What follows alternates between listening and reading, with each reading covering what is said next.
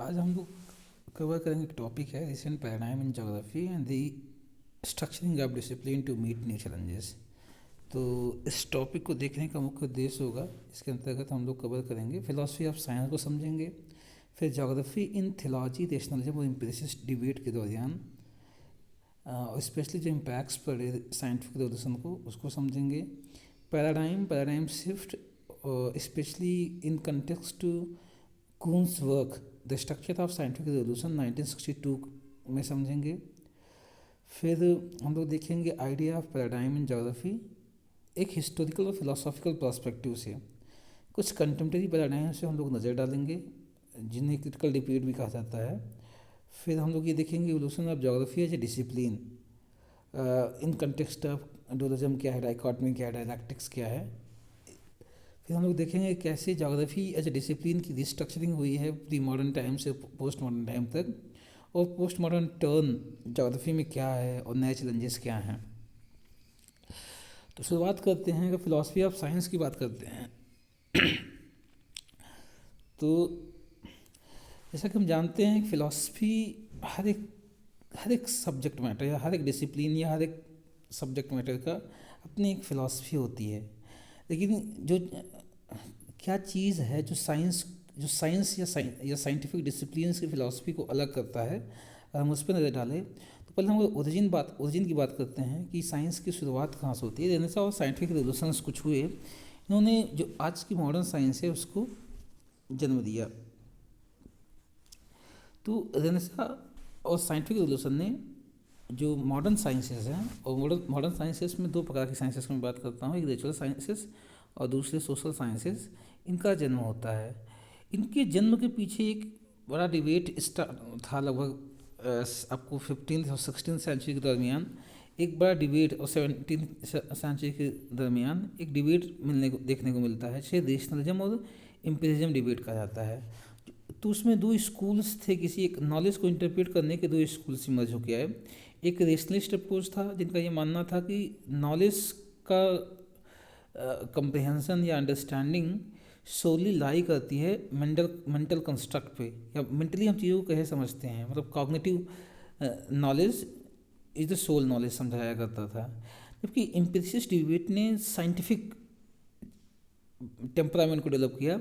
Empiricism support करता है, या इसके अकॉर्डिंग ये होता है कि जो नॉलेज का मेन सोर्स होता है वो हमारे सेंसेस होते हैं। मतलब नॉलेज वही है जो हम डायरेक्टली ऑब्जर्वेबल फिनोमिना जो होते हैं उन्हीं को नॉलेज कहा जाएगा। तो नॉलेज की ओरिजिन वो चीज़ें हैं, नॉलेज या वो चीज़ें नॉलेज कंस्ट्रक्ट करती हैं जो डायरेक्टली ऑब्जर्वेबल हों हमारे 5 सेंसेस से। तो इस डिबेट के बीच में कांट ने क्या किया कि कहीं ना कहीं एक मॉडरेशन लाया और चीज़ों को रेशनल तरीके से देखने के बजाय चीज़ों को एम्पिरिकल तरीके से देखने को साइंस माना। फिर universality of fact and verifiability की अगर बात किया जाए तो जो साइंस है, साइंस के हर एक फैक्ट यूनिवर्सलिटी होल्ड करते हैं और वो वेरीफाइबल होते हैं।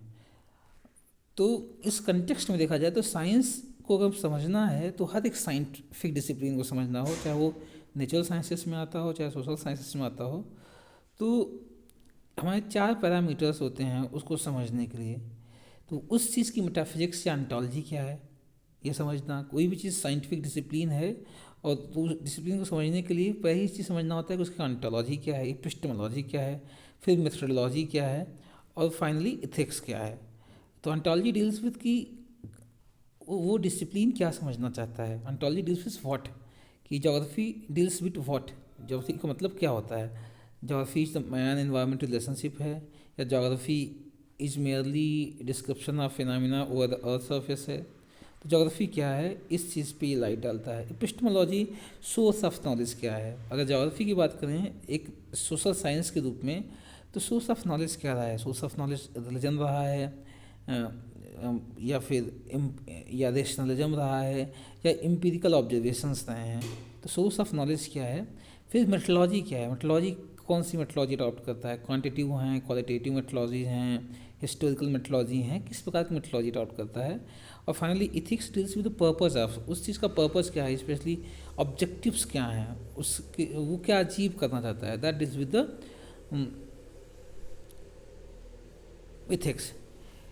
तो इन सब चीज़ों में हम ज्योग्राफी को लोकेट कर सकता है, जो जिससे हमने लोकेट किया ना ज्योग्राफी में का मेटाफिजिक्स मीन्स ज्योग्राफी क्या है, ज्योग्राफी का एपिस्टेमोलॉजी मतलब सोर्स ऑफ नॉलेज क्या है ज्योग्राफी का, मेथोलॉजी क्या, ज्योग्राफी को कैसे डील किया जाता है, कहीं हम क्वांटिटेटिव टेक्निक्स या टूल्स यूज कर रहे हैं या बिहेवियरल अप्रोच अडॉप्ट कर रहे हैं या ज्योग्राफी को ह्यूमन सेंट्रिक बना रहे हैं, कैसे अप्रोच अडॉप्ट कर रहे हैं, कौन tools technique and methods use कर रहे हैं ज्योग्राफिकल अंडरस्टैंडिंग को बढ़ाने के लिए, उस चीज़ पर डील करते हैं।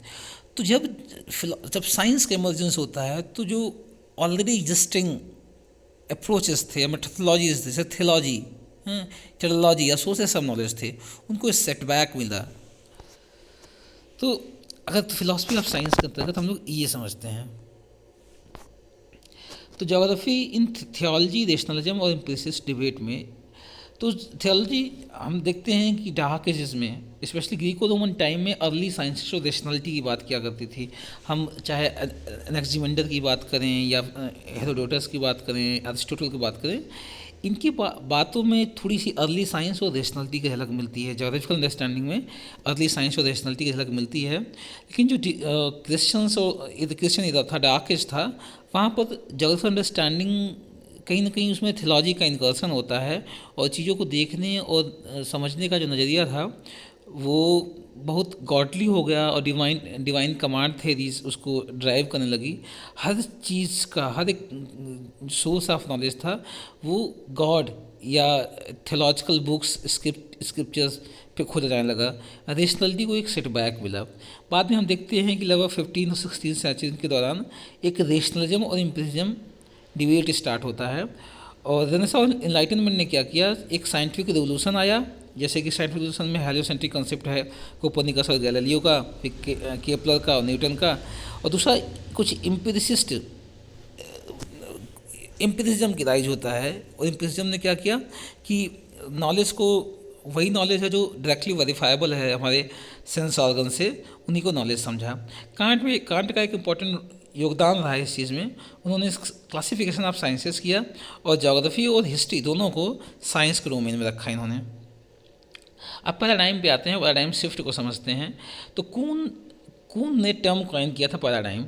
इन्होंने एक बुक लिखी थी स्ट्रक्चर ऑफ साइंटिफिक रिवोल्यूशन 1962 में, और वो डिफाइन करते हैं paradigm is the entire constellation of belief, values, techniques and so unshared by the member of a given community. तो किसी एक पर्टिकुलर टाइम में एक जो कम्युनिटी होती है, वहाँ एग्जिस्टिंग कम्युनिटी जो होती है, तो किसी एक मुद्दे पर, किसी एक इशू पर, किसी एक सब्जेक्ट मैटर पर, किसी एक डिसिप्लिन पर जो एक शेयर्ड बिलीफ, वैल्यू या टेक्निक रखती है, उस चीज़ को पैराडाइम कहा जाता है। और साइंस और फिलॉसफी के टर्म में कहा जाए तो paradigm is distinct set of concepts और thought patterns including theories, research method, postulates and standard for what constitute legitimate contribution to the field. तो अगर एक फील्ड की बात किया जाए तो किसी एक पर्टिकुलर टाइम में क्या लेजिटिमेट कंट्रीब्यूशन है, उस कंट्रीब्यूशन के रिगार्डिंग कौन सी थ्योरीज हैं, कौन से रिसर्चेस हैं, कौन से पोस्टुलेट हैं, कौन से स्टैंडर्ड्स हैं, उस चीज़ को पैराडाइम कहा जाता है। तो it is a framework of concept, results and procedure with in which subsequent work is structured. और ये कुछ अंडरलाइंग ये पैरामीटर्स होते हैं, दे आर नॉलेज स्टैंडर्ड्स होते हैं या बेडरॉक्स होते हैं, जिस पे जो अदर रिसर्चेस होते हैं, जो अदर रिसर्च वर्क्स होते हैं, वो गाइडेड होते हैं उससे। तो normal sciences proceed with in such a framework of paradigm. जितने भी नॉर्मल साइंसेस होते हैं वो क्या होते हैं, एक पैराडाइम में प्रोसीड करते हैं, first paradigm, second paradigm, third paradigm. और हर एक पैराडाइम का कुछ कोर पैरामीटर्स होते हैं, कुछ कोर एकेडमिक स्टैंडर्ड्स होते हैं, जिसको उस टाइम में जो कम्युनिटी होती है उसे फॉलो करती है। A paradigm does not impose a rigid or mechanical approach but can be taken more or less creatively and flexible. तो पैराडाइम वो जो एकेडमिक स्टैंडर्ड्स या जो एकेडमिक नॉलेज उस टाइम का है, कोई एक रिजिड या मैकेनिकल इम्पोजिशन नहीं होता है, ज़्यादा एक क्रिएटिव और फ्लेक्सिबल चीज़ होती है। तो वहाँ पर लोगों को लिबर्टी होती है, आप एक लिबरल तरीके से और क्रिएटिव तरीके से चीज़ों को सोचना और समझना होता है। तो कून के अकॉर्डिंग जो पैराडाइम होता है वो कुछ ऐसे फेजेस से गो थ्रू करता है। पहला प्री पैराडाइम फेज आता है। प्री पैराडाइम फेज में क्या होता है, कंटेंडिंग स्कूल्स होते हैं। पहले समझना है ये कि पैराडाइम जो होता है इट इज़ को रिलेटिव विद द साइंस। जो टर्म पैराडाइम आया ये उसी फेज में आता है जहाँ पर साइंस डोमिनेंट होती है। तो एक साइंटिफिक सोसाइटी या एक साइंटिफिक एज जो होता है उसी में पैराडाइम चेंजेस देखे जाते हैं। तो अगर हम इसमें हम तो पहला फेज़ जो है उसे प्री पैराडाइम फेज़ कहा जाता है। प्री पैराडाइम फेज़ क्या होता है, ऐसा फेज़ होता है जहाँ पर कंटेंडिंग स्कूल्स होते हैं किसी एक इशू को, किसी एक सब्जेक्ट मटेरियल डिसिप्लिन को समझाने के लिए। कोई स्कूल डोमिनेंट नहीं होता है, क्यों इसलिए कंटेंडिंग स्कूल्स होता है क्योंकि कोई साइंस नहीं होता है। साइंस नहीं होता है तो किसी एक फिनोमेना को यूनिवर्सली और वेरीफाइबली एक्सप्लेन नहीं किया जा पाता है। तो इस चीज़ को जाता है प्री पैराडाइम फेज का जाता है। इस टाइम में कंटेंडिंग स्कूल्स होते हैं, रैंडम फैक्ट गैदरिंग होती है, उसके बेसिस पे किसी एक इशू को समझा जाता है।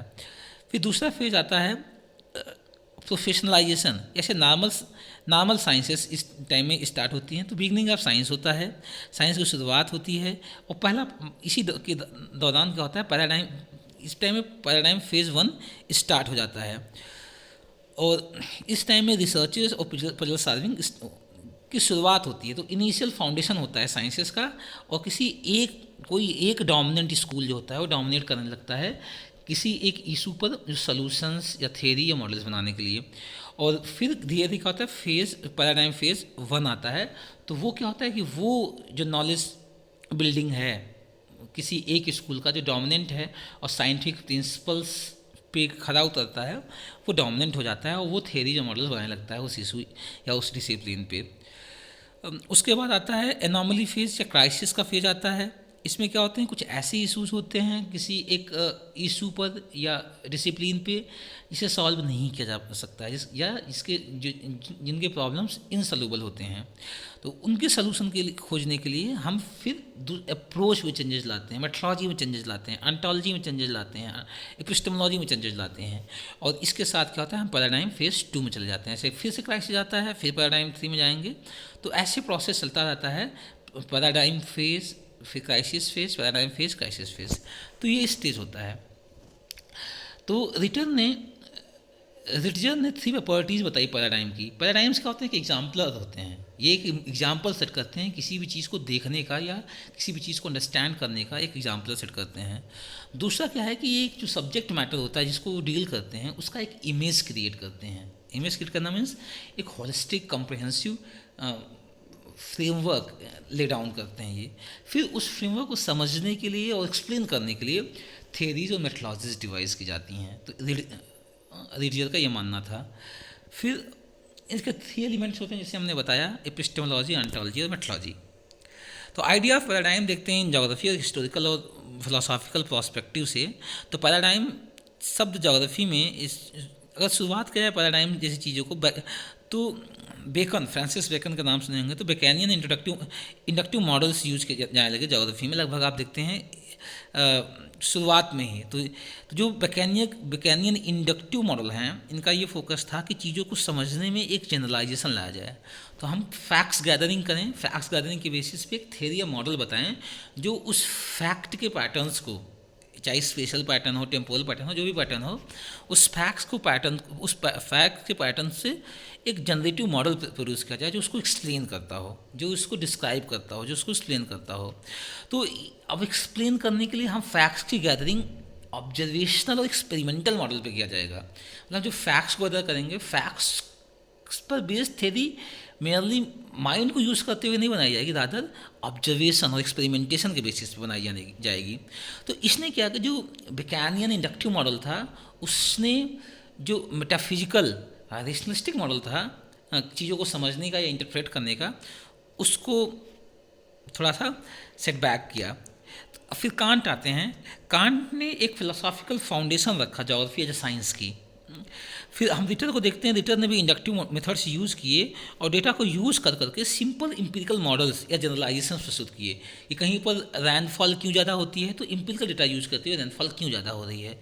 मेयरली कोई मेटाफिजिक्स में मत जाना, रादर इंपिरिकल बेसिस पे एक जनरल थ्योरी या जनरल मॉडल्स के बेसिस पे किसी भी चीज़ को एक्सप्लेन करना या प्रिडिक्ट करना, ये रिटर ने यूज़ किया। तो इस प्रकार से रिटर ने पहला स्कूल फाउंड किया ज्योग्राफी का। तो रिटर और हम्बोल्ट को माना जाता है कि फर्स्ट स्कूल साइंटिफिक ज्योग्राफी की शुरुआत उन्होंने किया। तो कुछ कुछ जगहों पर रिटर हम देखते हैं टेक्नोलॉजिकल अप्रोच यूज़ करते हैं जो एम्पिरिकल नहीं है, जो नॉट एम्पिरिकल एक्सप्लेनेशन होता है, लेकिन उससे पैराडाइम माना गया, तो जो टेक्नोलॉजिकल अप्रोच था वो एक पैराडाइम अप्रोच था। सब चीज़ें वहाँ पर एम्पिरिकल बेसिस पे नहीं एक्सप्लेन होती थी, तो ये पैराडाइम था। अगर सही से बात किया जाए, ज्योग्राफी में पैराडाइम की बिगनिंग देखी जाती है डार्विन की अराइवल के बाद से। मतलब कि डार्विन का जो बुक्स था ओरिजिन ऑफ स्पीसीज 1859, उस टाइम पे क्या होता है कि 1859 में हम्बोल्ट और रिटर दोनों का डेथ भी होता है और डार्विन की ओरिजिन ऑफ स्पीसीज आती है। तो वहीं से माना जाता है पहला फेज़ डिटर्मिनिज्म का स्टार्ट होता है, और उस फेज़ को डिटर्मिनिस्टिक अप्रोच कहा जाता है, डिटर्मिनिज्म अप्रोच आता है। हम जानते हैं कि डिटर्मिनिज्म अप्रोच में कंट्रीब्यूशन रहा है किसका, रैडजेल का और सैम्पल का, ऐसे ढेर सारे जोग्राफर्स हैं जिन्होंने कंट्रीब्यूशन दिया। तो पहला फेज़ माना जाता है, डिटर्मिनिस्टिक अप्रोच को पहला फेज़ माना जाता है, और टेक्नोलॉजिकल अप्रोच को प्री पैराडाइम फेज़ माना जा सकता है। तो अगर हम लोग डिवाइड करें पैराडाइम्स को ज्योग्राफी में, तो हम मोटा मोटा दो कैटेगरी में रख सकते हैं। एक तो ट्रेडिशनल पैराडाइम और दूसरा कंटेम्प्रेरी पैराडाइम। ट्रेडिशनल पैराडाइम में आता है टेक्नोलॉजिकल डिस्क्रिप्टिव पैराडाइम, दूसरा आता है रोमांटिक एनालिटिकल पैराडाइम, तीसरा एनवायरमेंटलिस्ट पैराडाइम, चौथा पॉसिबिलिस्ट पैराडाइम, पांचवा कोलॉजिकल पैराडाइम। और हम कंटेम्प्रेरी पैराडाइम की बात करते हैं तो ट्रेडिशनल और कंटेम्प्रेरी के बीच में जो डिवीजन लाइन है वर्ल्ड वार 2 है। वर्ल्ड वार 2 के बाद कि जो भी पैराडाइम्स हैं ज्योग्राफी में, उन्हें हम कंटेम्प्रेरी पैराडाइम कहते हैं। इसमें आता है पहले पॉजिटिव पैराडाइम आता है 1950s और 60s में डोमिनेंट रहता है। लेट 1960s में हम देखते हैं कि बिहेवियर पैराडाइम का इमर्जेंस होता है, और 70s के दरमियान हम देखते हैं रेडिकल और मार्क्सिस्ट पैराडाइम का इमर्जेंस होता है। फिर ह्यूमनिस्टिक पैराडाइम का इमर्जेंस होता है 1970s और 80s के दौरान, और वेलफेयर अप्रोच का भी जो इमर्जेंस होता है 70s और 80s के दौरान होता है। तो ये कुछ पैराडाइम्स थे ज्योग्राफी में। अब हम अगले एपिसोड में ये देखेंगे एक एक करके कि टेक्नोलॉजिकल डिस्क्रिप्टिव पैराडाइम के ट्रेडिशनल पैराडाइम को एक्सप्लेन करेंगे और कंटेम्प्रेरी पैराडाइम को एक्सप्लेन करेंगे। Thank you so much.